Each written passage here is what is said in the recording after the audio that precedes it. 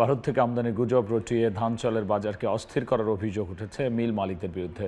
বাধ্য হয়েই কম মূল্যে ধান বিক্রি করছেন আশুগঞ্জ ধান চালের হাটে আসা কৃষকেরা। তবে প্রজ্ঞাপন জারি করে বিভ্রান্ত না হওয়ার পরামর্শ দিয়েছে খাদ্য মন্ত্রণালয়।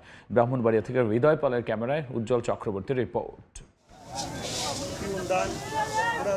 গেল বড় মৌসুমে সরকার ৩৬ টাকা কেজি দরে ধান ও ১,৪৪৪ টাকা দরে প্রতিমণ ধান সংগ্রহের দাম নির্ধারণ করে।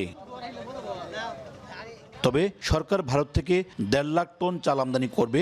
সম্প্রতি এমন গুজব রটিয়ে দেশের পূর্বাঞ্চলের অন্যতম ধান চালের বৃহৎ হাট মেঘনার তীরবর্তী ব্রাহ্মণবাড়িয়ার আশুগঞ্জ ধান চালের বাজারকে অস্থির করার অভিযোগ উঠেছে একটি চক্রের বিরুদ্ধে। মিল মালিক পক্ষের দাবি, চালের মিলগুলোতে বিপুল পরিমাণ অবিকৃত চাল রয়েছে, আবার চাল আমদানি হলে দাম আরও কমে যাবে। এই অজুহাতে হাওর অঞ্চলের কৃষক ও ব্যাপারীদের কাছ থেকে ধান কিনছেন না মিল মালিকেরা। এমন পরিস্থিতিতে হাজার হাজার মন ধান নিয়ে আশুগঞ্জ বাজারে এসে বাধ্য হয়েই কম মূল্যে বিক্রি করতে হচ্ছে তাদের। লোক হয়েছে ১২০০ টাকা আর ধান হয়েছে ৮০০ টাকা, তাই এটা ফুসে না তো।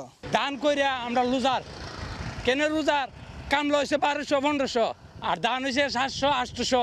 নৌকার আমদানিটা বেশি দেখলেই আপনার বাজারটা স্ট্রাইক করে কমাইলা। এক পয়সা না ধান, আরেক হলো ধানের নাই দর, এই অবস্থানে আছে আর কি। চাইলের দর ভালো না, বন্দর চাইল টানে না, গুড়ানো চাইল টানতেছে না।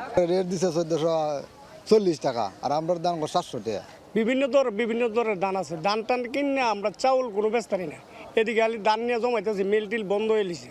যারা ক্রয় করবে আর আতঙ্কের মধ্যে ফিরে গেছে গা, যারা চাইল ক্রয় করবে তারা আতঙ্কের মধ্যে ফিরে গেছে গা। এদিকে কৃষক যেন ন্যায্য মূল্য পায় সে ব্যাপারে ব্যবস্থা নেওয়ার কথা জানান কৃষি বিপণন কর্মকর্তা।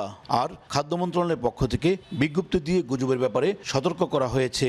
খাদ্য মন্ত্রণালয় থেকে একটা পরিপত্র জারি করা হয়েছে, একটা প্রেস রিলিজ দেওয়া হয়েছে যে আসলে এটা গুজব, এরকম সরকারের কোনো পরিকল্পনা নাই বলে আমরা জানি। দাম যেন তারা পায় সেজন্য তাদেরকে আমরা কিছু কৃষকদেরকে উৎসাহিত করেছি যেন সরকারি ন্যায্য মূল্যে তারা বিক্রি করে। কৃষি বিভাগের তথ্য অনুযায়ী চলতি বছর ব্রাহ্মণবাড়িয়া অঞ্চল থেকে ৪,৯৭,৭৯০ মেট্রিক টন চাল উৎপাদন লক্ষ্যমাত্রা নির্ধারণ করা হয়েছে। এর মধ্যে আগামী ৩১শে আগস্টের মধ্যে এ অঞ্চল থেকে সরকার ৪৮ টাকা কেজি দরে ৪,৯৯৩ মেট্রিক টন আতপ চাল এবং ৪৯ টাকা কেজি দরে ৫৯,২৭২ মেট্রিক টন সিদ্ধ চাল সংগ্রহ করবে। উজ্জ্বল চক্রবর্তী, সময় সংবাদ, ব্রাহ্মণবাড়িয়া। 4 দশক ধরে আপনার ফাইন্যান্সিয়াল পার্টনার আইডিএলসি।